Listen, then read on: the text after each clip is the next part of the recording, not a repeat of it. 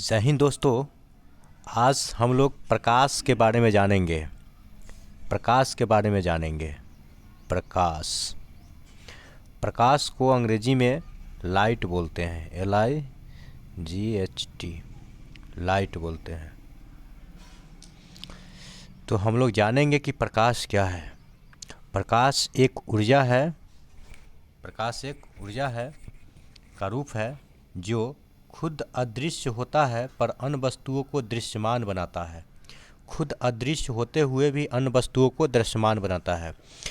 जब प्रकाश किसी वस्तु पर पड़ता है और उस वस्तु से टकराकर हमारी आंखों तक पहुंचता है तभी हम उस वस्तु को देख पाते हैं। अर्थात प्रकाश जो है हमें किसी वस्तु को देखने के अनुभूति प्रदान करता है। अनुभूति प्रदान करता है। एग्जाम्पल्स के रूप में देखिए, प्रकाश की किरण यहाँ आया हरा घास पर, वो हमारे आँखों तक प्रकाश को ले गया और यह हमारी आँख को दिखा दिया कि इसका रंग कैसा है, हरा है। अर्थात हमें घास का रंग हरा दिखाई देता है क्योंकि यह हरे रंग के प्रकाश को हमारी आँखों तक परावर्तित करके पहुँचा दिया। उसके बाद है प्रकाश का गुण। प्रकाश का गुण क्या क्या है इसके बारे में जानते हैं। प्रकाश विकिरण की प्रकृति तरंग एवं कण दोनों के समान होती है, मतलब ड्यूअल नेचर का होता है। प्रकाश जो होता है ड्यूअल नेचर का होता है। प्रकाश ड्यूअल नेचर का होता है। ये जो है तंतु, ये न्यूटन साहब ने और ये जो है हाइगेंस साहब ने बताए थे। प्रकाश तरंग का सिद्धांत, wave theory of light. German विद्वान हाइगेंस ने सन 1678 ईस्वी में प्रकाश का तरंग सिद्धांत वेव थ्योरी ऑफ लाइट का प्रतिपादन किया था। क्वेश्चन आएगा कि प्रकाश तरंग कैसा तरंग है। ऑप्शन में रहेगा अनुदैर्ध्य और अनुप्रस्थ। तो आपका आंसर क्या होना चाहिए, प्रकाश एक अनुप्रस्थ तरंग है। प्रकाश एक तरंग के रूप में चलता है और प्रकाश तरंग कैसा है, एक अनुप्रस्थ तरंग है। एक अनुप्रस्थ तरंग है। नोट में देखिए, जब किसी माध्यम में कोई तरंग संचालित होता है तो माध्यम के कण कंपन करने लगता है। कणों के कंपन की दिशा के अनुसार तरंग के दो प्रकार की होती है। तरंग कितने प्रकार के होते हैं, दो प्रकार के। एक अनुप्रस्थ तरंग, एक होता है अनुदैर्ध्य तरंग। एक अनुप्रस्थ तरंग और एक अनुदैर्ध्य तरंग। अनुप्रस्थ तरंग इस टाइप से चलते हैं और अनुदैर्ध्य तरंग इस टाइप से चलते हैं। उसके बाद है प्रकाश के गुण। प्रकाश के लिए माध्यम की आवश्यकता नहीं होता है। प्रकाश के लिए माध्यम की आवश्यकता नहीं होता है। प्रकाश सीधी रेखा में चलता प्रतीत होता है क्योंकि प्रकाश का वेवलेंथ तरंगदैर्ध्य बहुत छोटा होता है। प्रकाश का तरंगदैर्ध्य बहुत छोटा होता है। अब वेवलेंथ के बारे में जानते हैं। वेवलेंथ के बारे में जानते हैं। तो वेवलेंथ जो होता है, किसी तरंग का कण एक चक्कर पूरा करने में जितनी दूरी तय करता है उसे उसका तरंगदैर्ध्य कहलाता है। कोई तरंग है जो एक चक्कर पूरा करने में जितना दूरी को तय करेगा ना, उसे ही हम लोग उसका क्या कहते हैं, तरंगदैर्ध्य करते हैं। तरंगदैर्ध्य कहते हैं। प्रकाश का वेग सबसे अधिकतम भैकम अर्थात निर्वात में होता है। निर्वात का मतलब क्या होता है, निर्वात का मतलब ऐसा स्थान जहाँ पर हवा नहीं है, वैसा स्थान जहाँ पे हवा नहीं है। अर्थात निर्वात में प्रकाश का वेग सबसे अधिकतम होता है। लेकिन इस जगह ही एक प्रश्न बनता है कि ध्वनि का वेग निर्वात में कितना होता है। तो ध्वनि का वेग निर्वात में 0 होता है क्योंकि वहाँ हवा है ही नहीं। प्रकाश का रंग इसके वेवलेंथ से निर्धारित होता है। क्वेश्चन आएगा कि प्रकाश का रंग निर्धारित किसके कारण होता है, तो वेवलेंथ के कारण निर्धारित होता है। फिर अगली है प्रकाश की चाल, स्पीड ऑफ लाइट। भिन्न भिन्न माध्यमों में प्रकाश की चाल भिन्न भिन्न होती है। वायु तथा निर्वात में प्रकाश की चाल सर्वाधिक होता है। चाल माध्यम में अपवर्तनांक पर निर्भर करती है। जिस माध्यम का अपवर्तनांक जितना अधिक होगा उसमें प्रकाश की चाल उतना ही कम होगा। अगर अपवर्तनांक अधिक है तो प्रकाश की चाल उसमें उतना ही कम होगा। अब देखते हैं अपवर्तनांक क्या है, रिफ्रैक्टिव इंडेक्स क्या है। तो अपवर्तनांक किसी भी माध्यम का वह गुण होता है या वैसा संख्या होती है जिसके आधार पर ये पता चलता है कि उस माध्यम में प्रकाश किस वेग से गति कर रहा है। अर्थात अपवर्तनांक वैसी प्रक्रिया को कहेंगे जिसके आधार पर ये पता चल जाए कि उस माध्यम में प्रकाश की वेग की गति क्या है। मतलब प्रकाश की गति के बारे में ही चलते हैं। विभिन्न माध्यमों में प्रकाश की चाल भिन्न भिन्न होता है। जैसे निर्वात में प्रकाश की चाल कितना होता है, तो निर्वात में प्रकाश की चाल 3.00 × 10⁸ मीटर प्रति सेकेंड होता है। इसमें बहुत स्पीड में चलता है। पानी में इसका होता है 2.25 × 10⁸ मीटर प्रति सेकेंड, ये पानी में हुआ। उसके बाद है कांच में अर्थात शीशा में 2.00 × 10⁸ मीटर प्रति सेकेंड, इसमें इसका ये स्पीड रहता है। अब हम लोग आते हैं प्रकाश का परावर्तन। प्रकाश का परावर्तन रिफ्लेक्शन ऑफ लाइट।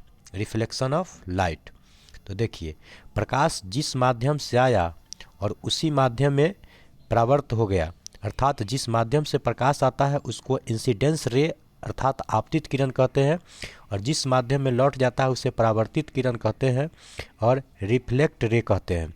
और इसके सीधा एक नॉर्मल होता है, इसको बोला जाता है इंसिडेंस एंगल और इसको बोला जाता है रिफ्लेक्स एंगल, अर्थात इसको बोला जाता है आपतन कोण और इसको बोला जाता है परावर्तन कोण। आपतन कोण और परावर्तन कोण बराबर होता है और इसको बोला जाता है आपतन बिंदु बोला जाता है। इसका एक नियम है, परावर्तन का नियम है आपतन कोण मतलब इंसिडेंस एंगल और परावर्तन कोण रिफ्लेक्स एंगल हमेशा बराबर होता है। आपतन कोण परावर्तन कोण के हमेशा क्या होता है, इक्वल होता है। आपतित किरण आपतन बिंदु पर अभिलंब परावर्तित किरण एक ही तल में स्थित होता है। यह भी बहुत ही इंपॉर्टेंट फैक्ट है, पूछा जाता है कि आपतित किरण आपतन बिंदु पर अभिलंब और परावर्तित किरण तीनों एक ही तल में होता है या नहीं होता है, तो इसका आंसर होगा होता है। अब हम लोग आते हैं, जब कोई प्रकाश की किरण विरल माध्यम से सघन माध्यम में अर्थात जैसे हवा से पानी में जाता है तो वह अभिलंब की ओर झुक जाता है। तो ये देखिए, ये अभिलंब है और ये देखिए इंसिडेंस रे आपतित किरण यहाँ से आया और इसको इधर जाना चाहिए तो इधर नहीं जाकर ये इधर हो गया, झुक गया। अर्थात क्या हुआ, इसमें जो नियम है वो है कि जब कोई प्रकाश किरण विरल माध्यम से सघन में जैसे हवा से पानी में प्रवेश करता है तो वह अभिलंब की ओर झुक जाता है। अभिलंब की ओर इधर से आए और इधर की ओर झुक गए, यही हो गया इसका। उसके बाद है कि जब कोई किरण सघन माध्यम से विरल माध्यम में जाता है, जैसे पानी से हवा की ओर जाएगा तो वह अभिलंब से दूर हो जाता है। जैसे यह अभिलंब है, इधर से आया और रिफ्लेक्ट करेगा तो इधर की ओर झुक कर नहीं इधर की ओर झुक जाता है। इसी को कोण आर बोला जाता है, रिफ्लेक्ट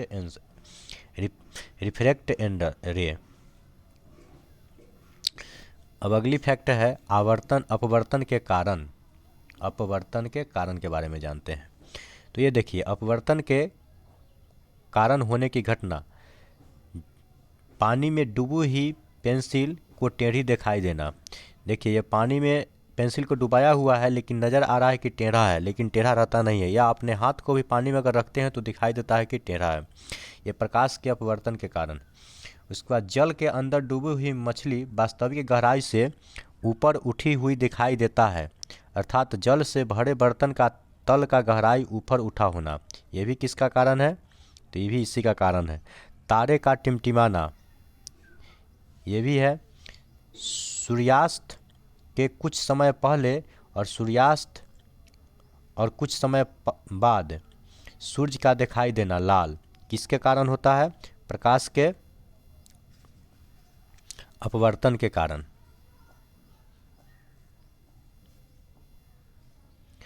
तारे क्यों टिमटिमाते हैं, प्रकाश के अपवर्तन के कारण। प्रकाश के अपवर्तन के मतलब होता है आँख को धोखा देना।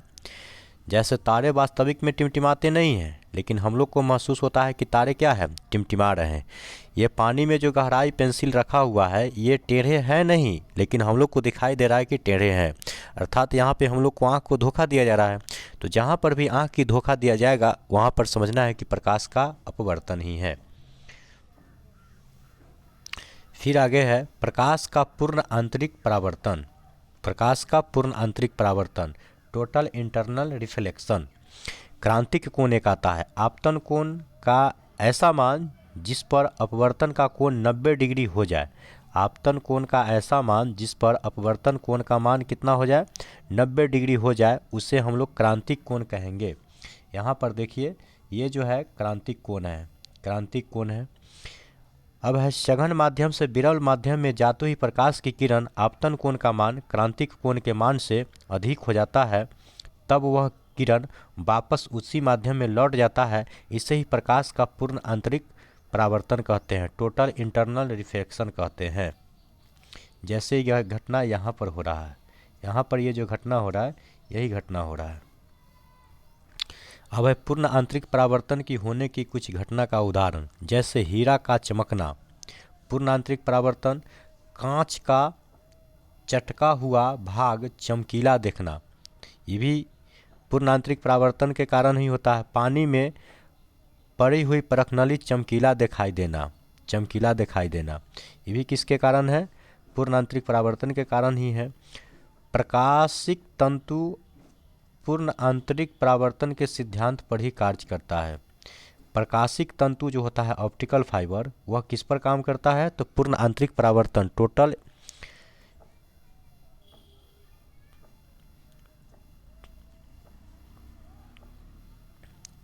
इंटरनल रिफ्लेक्शन पर काम करता है। फिर आगे है रेगिस्तान में। रेगिस्तान में जो मृग मरीचिका बनता है वह भी क्या होता है, पूर्णांतरिक परावर्तन, अर्थात वस्तुओं के प्रतिबिंब को उल्टा करके दिखाई देता है।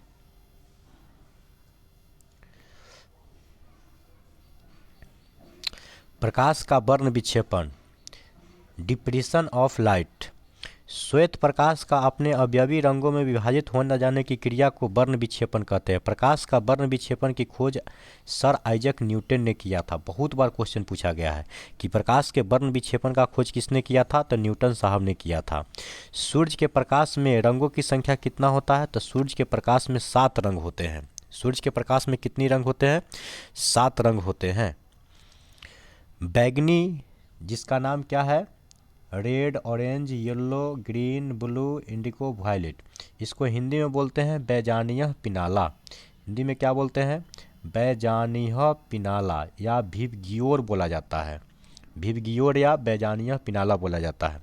इसमें क्वेश्चन पूछा जाता है कि इसमें बताइए कि कौन सा रंग बीच में होता है, तो देखिए हरा रंग जो होता है बीच में होता है। कौन सा रंग ऊपर होता है, तो लाल रंग ऊपर होता है। सबसे नीचे वाले रंग का नाम क्या है, तो वायलेट, बैगनी रंग है। बैगनी रंग का वेवलेंथ सबसे कम होता है और लाल रंग का वेवलेंथ सबसे अधिक होता है। तो लाल रंग का वर्ण विक्षेपण सबसे कम होगा और बैगनी रंग का वर्ण विक्षेपण सबसे अधिक होगा, उल्टा होता है यहाँ। जिसका वेवलेंथ सबसे अधिक होगा उसका वर्ण विक्षेपण सबसे कम होगा, जिसका वेवलेंथ कम होगा उसका वर्ण विक्षेपण सबसे अधिक होगा। अर्थात वेवलेंथ अधिक तो वर्ण विक्षेपण कम, और वर्ण विक्षेपण कम तो वेवलेंथ अधिक। प्राथमिक रंग लाल, हरा और नीला है। प्राथमिक रंग का नाम क्या है, लाल, हरा और नीला है, नीला है। इसको शॉर्टकट में लहनी भी बोल सकते हैं। अब आता है इंद्रधनुष। बारिश इंद्रधनुष कै प्रकार के होते हैं, 2 प्रकार के, प्राथमिक इंद्रधनुष और द्वितीयक इंद्रधनुष। बारिश होने के बाद प्रकाश के परावर्तन, अपवर्तन, पूर्ण आंतरिक परावर्तन और वर्ण विक्षेपण के कारण आकाश में बनी अर्धचंद्राकार आकृति को ही क्या कहते हैं, इंद्रधनुष कहते हैं। इंद्रधनुष में परावर्तन, पूर्ण आंतरिक परावर्तन और अपवर्तन तीनों घटनाएं घटता है। क्वेश्चन आएगा कि इंद्रधनुष में कौन सी घटना घटता है, तो तीनों घटना घटता है।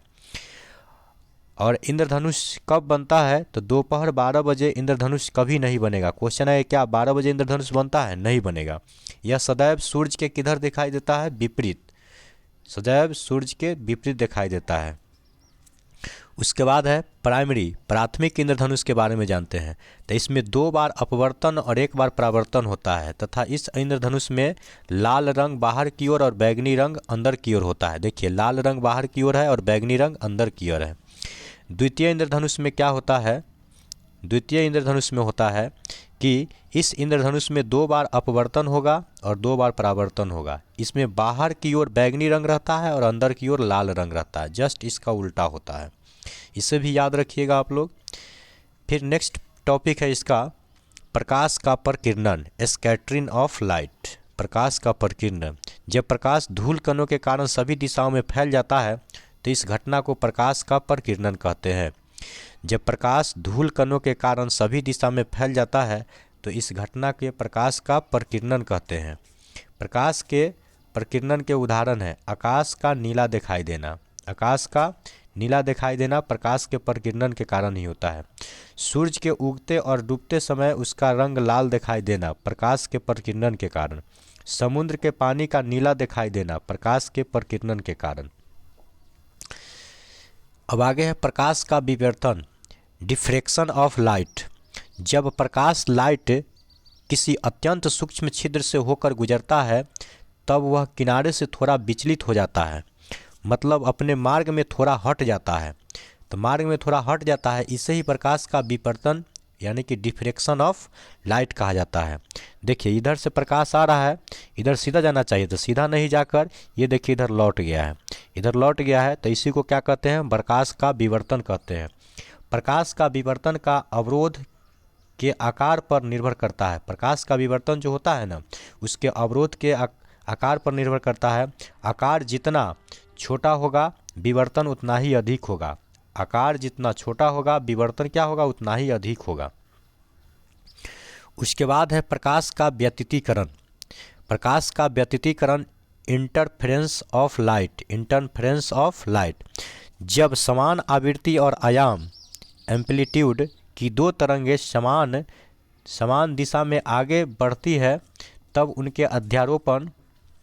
उनके अध्यारोपण से माध्यम के कुछ बिंदु पर प्रकाश की तीव्रता अधिकतम व कुछ बिंदु पर न्यूनतम या शून्य पाई जाती है। इस घटना को प्रकाश का व्यतितीकरण कहते हैं। प्रकाश का व्यतितीकरण कहते हैं। इसमें विनाशी व्यतितीकरण होता है, समपोषी व्यतितीकरण होता है। सॉरी, थोड़ा फ़ोन आ गया था। फिर आगे है, हम लोग आ चुके थे प्रकाश का व्यतिकरण में। तो इसका उदाहरण है जल की सतह पर फैली हुई तेल की बूंद सूर्य के प्रकाश में रंगीन दिखाई देना। साबुन के बुलबुले का रंग रंगीन दिखाई देना। क्वेश्चन आएगा कि साबुन के बुलबुले का रंग रंगीन क्यों दिखाई देता है? तो इसका आंसर हो जाएगा प्रकाश का व्यतितीकरण के कारण। याद रखना, साबुन के बुलबुले का रंगीन दिखाई देना किसके कारण? तो होता है प्रकाश का व्यतितीकरण। फिर आगे है जल की सतह पर फैली हुई तेल की बूंदे का सूर्य के प्रकाश में रंगीन दिखाई देना, अर्थात रंगीन दिखाने की जो प्रक्रिया है प्रकाश के व्यतितीकरण के कारण। फिर अगली टॉपिक है मानव नेत्र। मानव नेत्र, ह्यूमन आई। मानव नेत्र का भाग, इसका पहला है दृढ़ पटल, स्क्लेरा बोलते हैं इसको। आँख के बाहर से कठोर अपारदर्शी झिल्ली से घिरी हुई होती है जिसे दृढ़ पटल कहते हैं। दृढ़ पटल, ये देखिए दृढ़ पटल है। फिर आगे है कॉर्निया।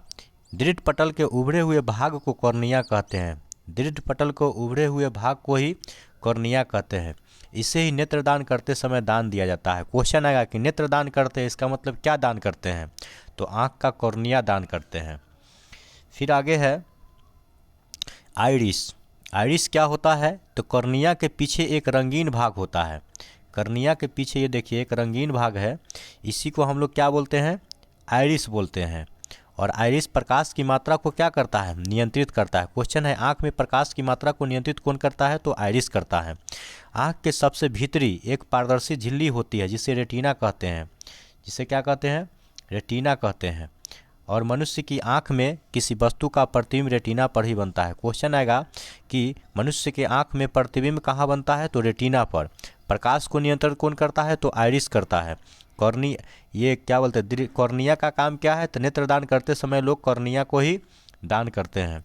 अब आता है कि मानव का नेत्र के स्पष्ट दृष्टि की न्यूनतम दूरी क्या होता है? तो 25 सेंटीमीटर, लेकिन ऑप्शन में लिखा रहता है 25 मीटर भी रहता है, 25 सेंटीमीटर रहेगा, 25 किलोमीटर रहेगा।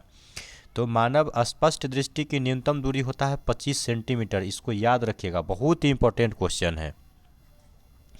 अब आगे है दर्पण, मिरर। मिरर क्या है?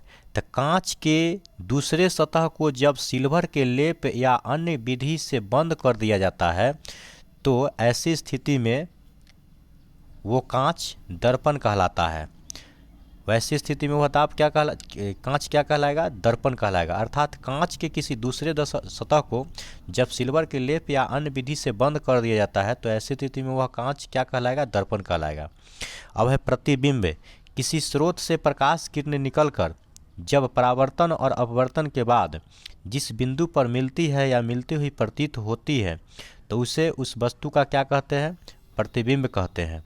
उसे उस वस्तु का क्या कहते हैं? प्रतिबिंब कहते हैं। जैसे देखिए, ये है इमेज, ऑब्जेक्ट यहाँ है, इसमें देखिए यहाँ पर है ऑब्जेक्ट और इमेज यहाँ बन रहा है। अर्थात प्रकाश की किरण परावर्तन और अपवर्तन के बाद जिस बिंदु पर आते हुए प्रतीत होता है उसे आभासी अर्थात वर्चुअल इमेज कहते हैं। या आभासी सदैव क्या होता है? सीधा होता है। ये देखिए सदैव सीधा है, ये भी सीधा है। लेकिन जब प्रकाश की किरण अपवर्तन और परावर्तन के बाद जिस बिंदु पर मिलती है तब बनने वाला ऐसा प्रतिबिंब वास्तविक अर्थात रियल इमेज कहलाता है।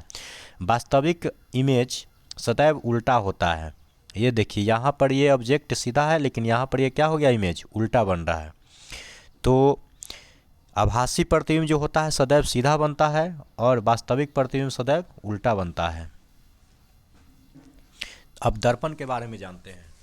तो दर्पण के दो प्रकार होते हैं, एक समतल दर्पण, एक गोलीय दर्पण। अब समतल दर्पण क्या है? इसको प्लेन मिरर बोलते हैं।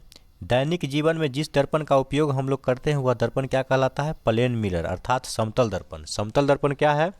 तो दैनिक जीवन में जिस दर्पण का उपयोग करते हैं उसे हम लोग क्या कहते हैं? समतल दर्पण कहते हैं। समतल दर्पण का प्रतिबिंब सदैव आभासी और सीधा बनता है, आभासी और सीधा। लेकिन अगर पूछा जाएगा कि वास्तविक प्रतिबिंब का इमेज कैसा बनता है तो उल्टा बनता है। समतल दर्पण से वस्तु जितना दूर रखा जाएगा उसका प्रतिबिंब उतना ही दूर पर बनता है। समतल दर्पण से वस्तु के जितना दूरी होगा उतना ही प्रतिबिंब का दूरी बनेगा। अगर दर्पण यहाँ है, अगर 4 किलोमीटर पीछे कोई व्यक्ति खड़ा है तो इसका इमेज भी यहाँ 4 सेंटीमीटर पीछे है तो इसका इमेज भी इधर 4 सेंटीमीटर पीछे बनेगा। लेकिन अगर पूछा जाएगा कि बताइए मनुष्य और प्रतिबिंब के बीच की दूरी क्या होगा तो ये दोनों दूरी को जोड़ेंगे। ठीक है, बहुत बार पूछा गया है। यहाँ पर देखिए बताया गया है, जैसे ऑब्जेक्ट मतलब व्यक्ति यहाँ है तो इसका इमेज कहाँ बन रहा है? यहाँ बन रहा है। 2 मीटर पीछे है दर्पण से, ये दर्पण है, दर्पण है। दर्पण से देखिए 2 मीटर इधर पीछे है तो ये 2 मीटर पीछे इसका क्या बन रहा है? इमेज भी बन रहा है। तो ये समतल दर्पण में होता है। अब है गोलीय दर्पण, इसको स्फेरिकल मिरर बोलते हैं। स्फेरिकल मिरर यह 2 प्रकार के होता है, एक अवतल दर्पण, एक उत्तल दर्पण और एक अवतल दर्पण, जिसका नाम बोलते हैं कन्वेक्स मिरर और कनकेव मिरर। कन्वेक्स और कनकेव। तो उत्तल दर्पण के बारे में जानते हैं। इस दर्पण में प्रकाश किरण जिस सतह से टकराती है वह बाहर और उभरा होता है, दूसरी ओर पॉलिश होता है। तो देखिए इधर से टकराया तो ये बाहर और उभरा हुआ है और दूसरी ओर क्या रहता है? पॉलिश किया हुआ रहता है। उत्तल दर्पण का प्रतिबिंब सदैव आभासी और आभासी छोटा बनता है। उत्तल दर्पण का सदैव आभासी और छोटा बनता है। उत्तल देखिए, उत्तल में 3 गो अक्षर है तो छोटा 3 होगा, अवतल में 4 गो है तो बड़ा अक्षर है तो इसमें बड़ा प्रतिबिंब बनेगा। इधर देखिए अवतल दर्पण के बारे में, कनकेव मिरर। इस दर्पण में प्रकाश की किरण जिस सतह से टकराती है वह अंदर की ओर होता है, दूसरी ओर इसका पॉलिश होता है। तो दूसरी ओर इसका पॉलिश होता है, इसको कनकेव मिरर बोलते हैं। अवतल दर्पण का प्रतिबिंब आभासी और वास्तविक दोनों हो सकता है। अवतल दर्पण का प्रतिबिंब आभासी और वास्तविक दोनों हो सकता है। वस्तु दर्पण से कितना दूर या पास है उस पर निर्भर करता है। वस्तु दर्पण से कितना दूर और कितना नज़दीक है इसके ऊपर निर्भर करता है। अब है अवतल दर्पण का प्रतिबिंब हमेशा कैसा बनता है, तो बड़ा बनता है। उत्तल दर्पण का प्रतिबिंब हमेशा छोटा बनता है। उत्तल में 3 अक्षर है, अवतल में 4 अक्षर है। तो देखिए 3 बड़ा है कि 4 बड़ा है, तो 4 बड़ा है, तो इसमें प्रतिबिंब क्या होगा, बड़ा बनेगा कि छोटा, प्रतिबिंब बड़ा बनेगा। 3 अक्षर वाला में प्रतिबिंब छोटा बनेगा कि बड़ा, तो छोटा बनेगा। काहे कि दोनों में कंपेरिजन करने पर बड़ा 4 है और छोटा 3 है, तो उत्तल दर्पण का प्रतिबिंब हमेशा छोटा बनेगा, अवतल दर्पण का प्रतिबिंब हमेशा बड़ा बनेगा। अब हम लोग फिर इसका उपयोग के बारे में जानते हैं। तो अवतल दर्पण का उपयोग गाड़ी के साइड मिरर में के रूप में करते हैं। साइड मिरर के रूप में क्यों करते हैं, तो दूर के वस्तु को भी छोटा करके दिखा दिया जाएगा। और अवतल दर्पण का प्रयोग हम लोग नाक, कान, दांत जांच में डॉक्टर के द्वारा इसका उपयोग करते हैं।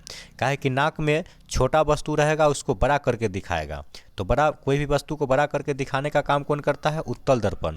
दाढ़ी बनाने वाला दर्पण भी उत्तल दर्पण में। गाड़ी का हेडलाइट क्वेश्चन बहुत बार पूछा गया है कि गाड़ी के साइड मिरर के बारे में तो लोग याद रखता है, लेकिन गाड़ी की हेडलाइट वाला भूल पड़ल रहते हैं। तो इसलिए क्या होगा, गाड़ी की अगर हेडलाइट की बात करेगा तो अवतल दर्पण, और गाड़ी के अगर साइड मिरर के रूप में काम करेगा तो क्या साइड मिरर के रूप में अगर प्रश्न पूछा जाएगा तो उत्तल दर्पण।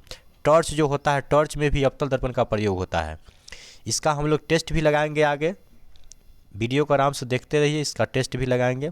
अब देखिए दृष्टि दोष क्या होता है, विजुअल इम्पेयरमेंट्स।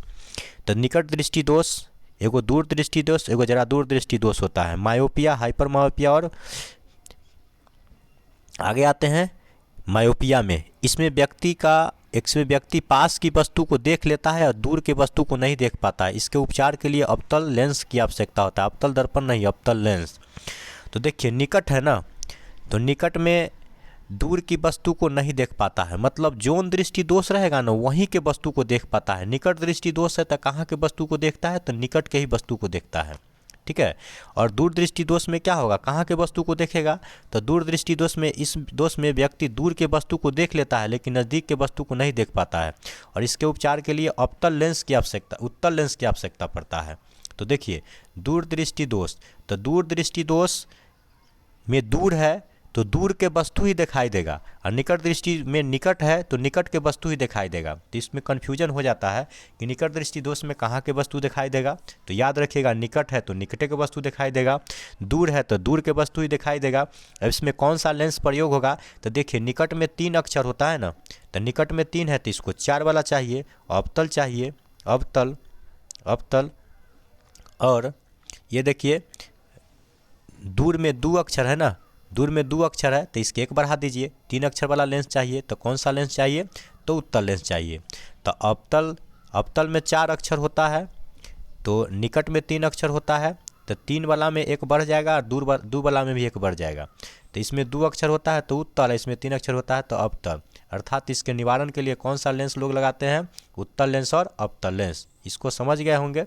अब आगे है जरा दृष्टि दोष, तो इसके बारे में जानते हैं। इसमें व्यक्ति ना तो पास की वस्तु देख पाता है और ना ही दूर की वस्तु देख पाता है, और इसके उपचार के लिए उत्तल लेंस और अवतल लेंस का उपयोग किया जाता है, दोनों का। तो न ही नज़दीक के देखेगा न ही दूर के देखेगा, तो दोनों लेंस का भी प्रयोग भी करना पड़ेगा। अब आगे है प्रकाश की, क्वेश्चन आ गया, इसका आप टेस्ट लगाते हैं हम लोग। देखिए टेस्ट भी आप लोग दीजिए, टेस्ट में कितना नंबर आ रहा है इसका भी कमेंट कीजिएगा। प्रश्न संख्या पहला है, प्रकाश विकिरण की प्रकृति होती है। प्रकाश विकिरण की प्रकृति क्या होता है, तो इसका आंसर हो जाएगा तरंग एवं कण दोनों के समान होता है। उसके बाद का फिर प्रश्न है, प्रकाश सीधी रेखा में चलता प्रतीत होता है क्योंकि ऑप्शन नंबर 1 है, यह छोटा कणों से बना होता है। प्रकाश का वेग बहुत अधिक होता है। प्रकाश का तरंग दैर्घ्य बहुत छोटा होता है। प्रकाश अपने चारों ओर परावर्तित होता है। तो इसका आंसर भी हो जाएगा ऑप्शन नंबर सी। प्रश्न संख्या तीसरा, प्रकाश का वेग अधिकतम होता है। तो प्रकाश का वेग अधिकतम होता है कहाँ, निर्वात में, लेकिन ध्वनि का वेग निर्वात में साफ नहीं होता है। फिर अगली प्रश्न है, प्रकाश का वेग कहाँ होगा अधिकतम, तो निर्वात में होगा। फिर अगली प्रश्न है, अवतल लेंस का उपयोग किया जाता है। अवतल लेंस का उपयोग कहाँ किया जाता है, तो आप लोग को अभी तुरंत बताया गया है कि अवतल लेंस का उपयोग कहाँ किया जाएगा, तो निकट दृष्टि दोष में किया जाएगा। फिर अगली प्रश्न है, प्रकाश तंतु जिस सिद्धांत पर काम करता है वह क्या है? तो प्रकाश तंतु जिस सिद्धांत पर काम करता है वह है आपका पूर्ण आंतरिक परावर्तन।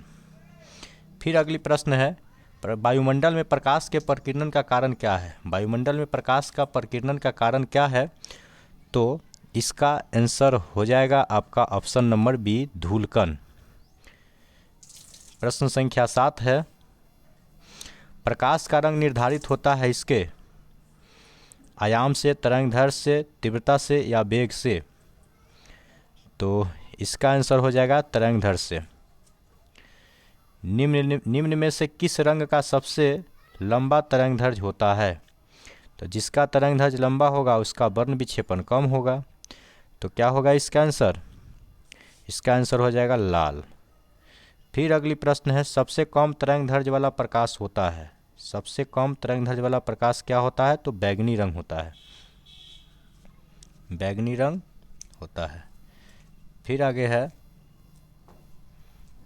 वाहनों में प्रयुक्त होने वाला पीछे देखने वाला दर्पण निम्न में से होता है। तो पीछे देखने वाला दर्पण होगा तो इसमें क्या होगा? उत्तल हो जाएगा, लेकिन हेडलाइट बोलेगा तो अवतल हो जाएगा। समतल का काम क्या होता है? जितना दूर पर वस्तु रहेगा उतना ही दूर पर उसका इमेज बनेगा।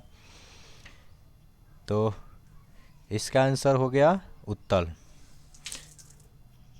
फिर आगे प्रश्न है, आकाश नीला दिखाई पड़ता है क्योंकि? आकाश नीला दिखाई पड़ता है क्योंकि? तो इसका आंसर आपका हो जाएगा, नीले प्रकाश का प्रकीर्णन सबसे अधिक होता है, ऑप्शन नंबर 1।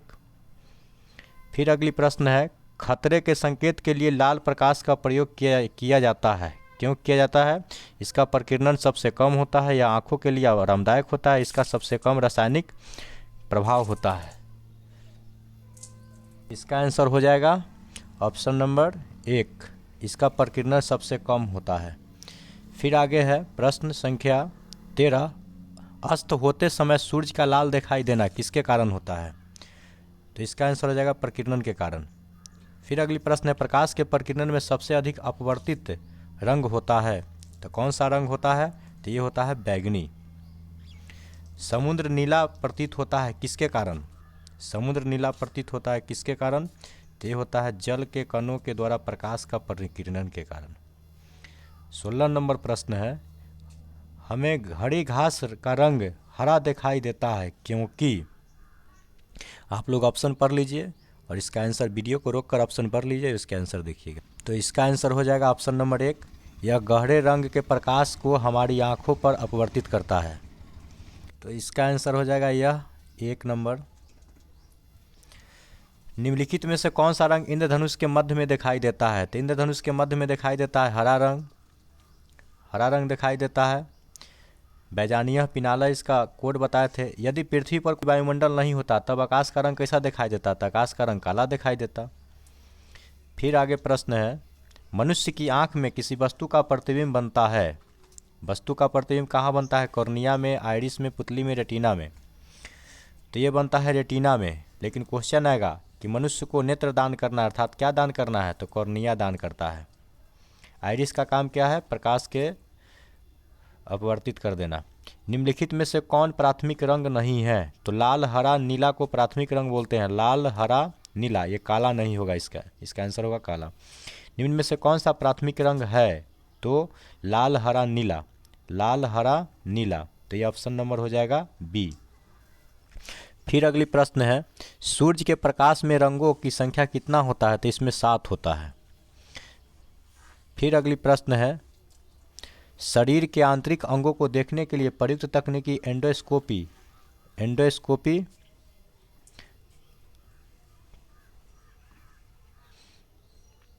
किस पर काम करता है? तो इसका आंसर हो जाएगा आपका पूर्ण आंतरिक परावर्तन पर। प्रकाश का तरंग सिद्धांत किसने दिया था? तो प्रकाश का तरंग सिद्धांत दिया था हाइगेंस ने दिया था। फिर नेक्स्ट प्रश्न है, निकट दृष्टि दोष को ठीक किया जा सकता है। तो निकट दृष्टि दोष को ठीक किया जाता है, निकट में 3 गो अक्षर है तो इसको 4 वाला चाहिए, अर्थात अवतल लेंस होगा, अवतल दर्पण नहीं होगा। आँख में प्रवेश करने वाले प्रकाश को मात्रा को कौन नियंत्रित करता है? तो नियंत्रित कौन करता है, तुरंत बताया गया है। आइरिस जो है प्रकाश की मात्रा को नियंत्रित करता है। कॉर्निया में नेत्रदान करते हैं। स्पष्ट दृष्टि की न्यूनतम दूरी कितना होता है, देखिए इसमें 75 सेंटीमीटर, 100 सेंटीमीटर, 5 सेंटीमीटर, तो इसका आंसर हो जाएगा क्या, 25 सेंटीमीटर। फिर अगली प्रश्न है, मरीचिका बनने का उदाहरण है। तो मरीचिका बनने का उदाहरण है पूर्ण आंतरिक परावर्तन।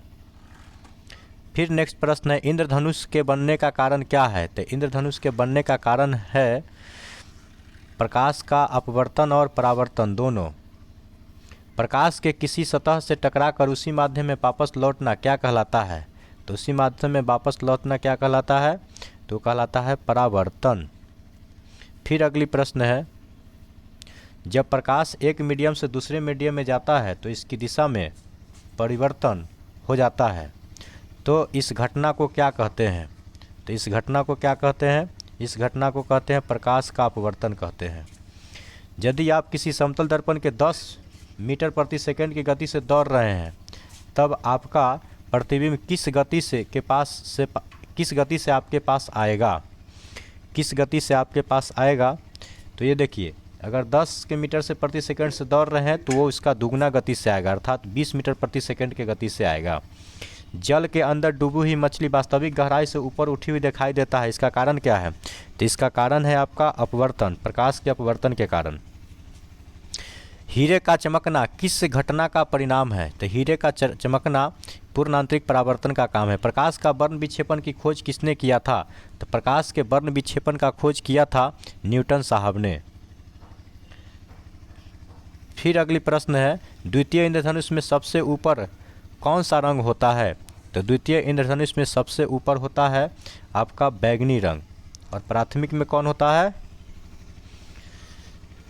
तो लाल रंग। अब देखिए, प्राथमिक इंद्रधनुष में सबसे ऊपर कौन सा रंग होता है। तो प्राथमिक में सबसे ऊपर लाल रंग होता है और द्वितीयक में बैंगनी रंग होता है। प्रकाश किसी अवरोध के पड़ने पर किनारे पर थोड़ा मुड़ जाता है, इस घटना को क्या कहते हैं। तो इस घटना को हम लोग कहते हैं विवर्तन, तुरंत बताया गया है उधर। तारे टिमटिमाते हुए दिखाई देता है, तो प्रकाश के परावर्तन की अपवर्तन या पूर्ण आंतरिक परावर्तन या विवर्तन के कारण। तो इसका आंसर हो जाएगा अपवर्तन के कारण। आँख को धोखा दिया जा रहा है, इसलिए अपवर्तन होगा। जिस भौतिक कारक के कारण हम किसी वस्तु को देख पाते हैं उसको क्या कहते हैं। तो उसे प्रकाश कहते हैं, अंग्रेजी में लाइट कहते हैं इसको। किस घटना में आपतन कोण और परावर्तन कोण हमेशा बराबर होते हैं। तो यह बराबर होते हैं प्रकाश के परावर्तन के घटना में। कांच का चटका हुआ भाग चमकीला दिखाई देता है, इस घटना का कारण क्या है। तो इस घटना का कारण है आपका पूर्ण आंतरिक परावर्तन, पूर्ण आंतरिक परावर्तन। फिर अगली प्रश्न है, श्वेत प्रकाश को अपना सभी रंगों में विभाजित होने की क्रिया को क्या कहते हैं। तो इसको कहते हैं वर्ण विक्षेपण कहते हैं। एक परावर्तक सतह अंदर की ओर वक्रीय है, तब निर्मित दर्पण क्या होगा। तो अंदर की ओर वक्रीय है तो ये हो जाएगा अवतल, और बाहर की ओर रहता तो उत्तल। इंद्रधनुष में किस रंग का विक्षेपण सबसे अधिक होता है। तो किस रंग का विक्षेपण सबसे अधिक होगा, तो बैंगनी का, और सबसे कम किसका होगा, तो लाल का होगा। फिर आगे है, प्रकाश की चाल होती है। तो प्रकाश की चाल होती है, क्या होती है। तो इसका आंसर हो जाएगा आपका 3 × 10⁸ मीटर प्रति सेकेंड, जो निर्वात में होता है सबसे अधिक होता है। निर्वात में ध्वनि का चाल शून्य हो जाता है, क्योंकि निर्वात में हवा नहीं होता है। एक उत्तल दर्पण ऐसा प्रतिबिंब बनता है जो हमेशा होता है। तो कैसा होता है उत्तल दर्पण द्वारा बना प्रतिबिंब। तो उत्तल दर्पण द्वारा बना प्रतिबिंब होता है आभासी और सीधा। उसके बाद है, मानव नेत्र में लेंस एक वस्तु को छवि कहाँ बनता है। मानव नेत्र में लेंस एक वस्तु के छवि कहाँ बनता है। तो ये छवि बनता है आपका रेटिना पर। फिर अगली प्रश्न है, एक प्रकाश वर्ष होता है। एक प्रकाश वर्ष क्या होता है। तो एक प्रकाश वर्ष होता है, एक वर्ष में प्रकाश के द्वारा तय की गई दूरी को एक प्रकाश वर्ष कहते हैं। प्रकाश सदैव एक डैश मात्रा में यात्रा करता है। तो प्रकाश हमेशा सीधी रेखा में यात्रा करता है। 51 नंबर क्वेश्चन, यदि आपतन कोण 65 डिग्री हो तो परावर्तन कोण कितना होगा। तो ये भी क्या होगा, आपतन कोण 65 डिग्री है तो परावर्तन कोण भी 65 डिग्री होगा, क्योंकि दोनों बराबर होता है। कार के आगे उपस्थित लैप में कौन सा दर्पण का उपयोग किया जाता है? तो इसमें उपयोग किया जाता है आपका परवलयाकार अवतल दर्पण, वक्रीय अवतल नहीं, परवलयाकार। सफ़ेद किरण के 7 अलग रंगों में विभाजित होने की क्रिया को क्या कहते हैं? तो इसे कहते हैं, आपका आंसर हो जाएगा ऑप्शन नंबर 1, वर्ण विक्षेपण कहते हैं। फिर अगली प्रश्न है, एक समतल दर्पण हमेशा बनता है, तो एक समतल दर्पण द्वारा हमेशा बनता है क्या? तो आभासी और खरा प्रतिबिंब बनता है। नेक्स्ट प्रश्न है 55 नंबर, निम्न में से कौन सा एक आभासी प्रतिबिंब नहीं उत्पन्न कर सकता है? तो आभासी प्रतिबिंब नहीं उत्पन्न कर सकता है, तो ये उपरोक्त में से सभी आभासी प्रतिबिंब उत्पन्न कर सकता है। अब है प्रकाश क्या है? तो प्रकाश क्या है? तो प्रकाश एक विद्युत चुंबकीय विकिरण है, ऐसे ऊर्जा भी है। सूर्य अपने उदय से थोड़ा पूर्व हमें दिखने लगता है और सूर्यास्त से थोड़ा पहले, उसका कारण वायुमंडल में क्या है? तो वायुमंडल में उसका कारण क्या है? तो अपवर्तन है। प्रश्न संख्या अगली है, डेविड एक समतल दर्पण में अपना प्रतिबिंब देख रहा है। दर्पण तथा प्रतिबिंब के मध्य की दूरी 5 मीटर है। यदि वह दर्पण और 1 मीटर गति करता है तो डेविड और उसके प्रतिबिंब की मध्य की दूरी क्या हो जाएगा? तो इसकी दूरी 1 मीटर घटेगा तो उधर भी घट जाएगा, तो इसका आंसर क्या हो जाएगा आपका? इसका आंसर हो जाएगा आपका 8 मीटर। 5 था तो 5 गुना 10 होगा, तो 1 मीटर और उधर घट गया तो क्या हो जाएगा? 8 मीटर हो जाएगा। फिर अगली प्रश्न है, रात्रि में तारों का टिमटिमाना होता है किसके कारण? तो ये होता है आँख के धोखा हो रहा है, तो आँख के धोखा होना क्या कहलाएगा? प्रकाश के अपवर्तन कहलाएगा। फिर अगली प्रश्न है, वह सर्वाधिक सुविधापूर्ण दूरी जिस पर कोई व्यक्ति सामान्य आँख से पढ़ सकता है, तो उसको हम लोग क्या कहते हैं? 25 सेंटीमीटर बोलते हैं, 25 सेंटीमीटर। फिर अगली प्रश्न है, निम्न में से किसका प्रयोग दूरदृष्टि से को सही करने के लिए किया जाता है? तो दूरदृष्टि, देखिए दूरदृष्टि में दूर लिखा हुआ है, 2 अक्षर है, तो इसको 3 वाला चाहिए, तो 3 के कौन होता है? अवतल। इसका क्या होगा? अवतल लेंस होगा कि अवतल दर्पण होगा? तो 3 होगा ना, तो 3 में उत्तल वाला होगा, तो उत्तल दर्पण की उत्तल लेंस होगा। तो इसका आंसर आप लोग भी जानते हैं कि उत्तल क्या होगा? लेंस होगा। एक दर्पण द्वारा प्रकाश की मार्ग की दिशा में परिवर्तन को क्या कहा जाता है? तो इसको परिवर्तन को, दिशा को हम लोग बोलते हैं क्या? तो इसको बोलते हैं परावर्तन बोलते हैं। फिर अगली प्रश्न है, साबुन की पतली एवं साबुन के बुलबुले पर जो रंग दिखता है हरा रंग के, यह किस घटना का कारण है? तो यह घटना के कारण है व्युत्तीकरण। नेक्स्ट प्रश्न है 64 नंबर प्रश्न है, निम्न में से कौन वास्तविक प्रतिबिंब बनाने में प्रयोग में लाया जा सकता है? तो प्रयोग में लाया जा सकता है, तो इसका आंसर हो जाएगा आपका एकमात्र अवतल दर्पण ही। आँख में प्रवेश करने वाले प्रकाश की मात्रा को किसके द्वारा नियंत्रित किया जाता है? तो प्रकाश की मात्रा को नियंत्रित किया जाता है किसके द्वारा? तो इसका ऑप्शन नंबर हो जाएगा सी, आइरिस के द्वारा। एक दंत चिकित्सक कौन से दर्पण का उपयोग करेगा? दंत चिकित्सक को छोटा वस्तु नहीं, बड़ा करके छोटा वस्तु को दिखाना है, तो बड़ा करने के लिए कौन सा दर्पण? तो अवतल दर्पण होना चाहिए।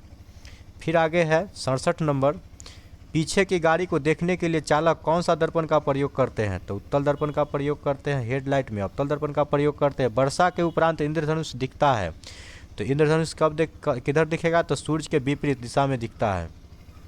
लेंस की शक्ति क्या चीज़ में मापा जाता है? तो लेंस की शक्ति मापा जाता है डायोप्टर में। फिर अगली प्रश्न है और लास्ट प्रश्न है इस सेशन का, कि यदि किसी ऐनक की लेंस का पावर 2 डायोप्टर है तो इसकी फोकस दूरी क्या होगा? तो इसकी फोकस दूरी होगा, देखिए डायोप्टर D बराबर 1/f मीटर होता है, तो क्या दे दिया है? 2 दे दिया है, तो 2 बराबर 1/f मीटर, तो f बराबर क्या होगा? इधर से जाएगा गुना में, तो 1/2 मीटर हो गया, तो 1/2 मीटर हो गया, तो इसको सेंटीमीटर में कन्वर्ट करेंगे, 100 से क्या करेंगे? भाग करेंगे, 0.5 मीटर हुआ, आधा मीटर हुआ, तो इसको काटेंगे तो फिर क्या हो जाएगा? 50 सेंटीमीटर हो जाएगा। अर्थात इसका आंसर क्या हो जाएगा? ऑप्शन नंबर सी हो जाएगा, 50 सेंटीमीटर। इसी के साथ इस वीडियो को अंत करते हैं। अगर आपको यह वीडियो पसंद आया तो लाइक और सब्सक्राइब, और अपने जो भी इसमें प्रश्न में डाउट है उसके बारे में फिर इसके बारे में कमेंट कीजिए। जय हिंद।